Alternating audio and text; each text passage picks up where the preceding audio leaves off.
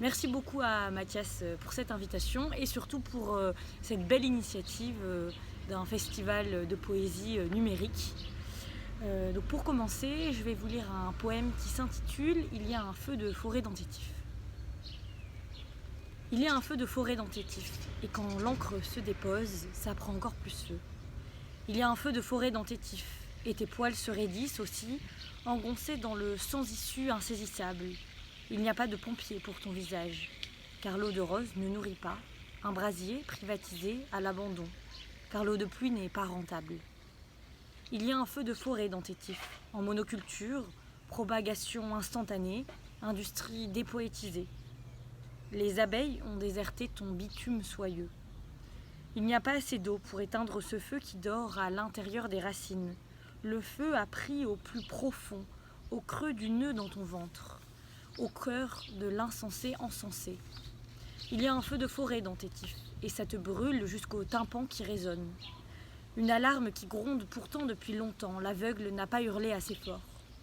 Il y a un feu de forêt dans tes tifs, l'odeur de prunes d'enfance désemparée, une confiture cramée, recette de nos aïeux ratés. Il y a un feu de forêt dans tes tifs. Et si? Comment? Je ne sais quelle question te poser. Il y a bien un feu de forêt dans tes tifs, et le silence autour l'encercle. Les alchimistes de ce monde ne savent plus où donner de la tête. Il n'y a pas de lance assez longue pour atteindre la hauteur du dommage, car tes cheveux longs ont pris feu le jour où on a marché sur la tête. Donc un deuxième poème qui s'intitule « Dans la poitrine des monts ». Qui tapisse, il y a les monts, le ciel est peint par les pentes et pointes de relief, qui rehaussent le sourcil, la hauteur du monde. Planqué dans son placard, je t'avais dit, laisse tes couleurs à la maison. Ici, elles sont plus estompées. Qui sifflotent les oisillons, leur petit air jazzy, qui sirotent les arbres, le suc de la terre bien préservé. Ici, il me semble, personne ne fait son remue-ménage, personne qui ne creuse son trou à rats, sa gazinière. L'air chaud vient directement du bois, qui embête les mouches, le silence de trôner, les victuailles sont bien gardées. Dans la poitrine des monts qui préservent le soutif, son lait de chaleur. Les pentes ici sont plus douces.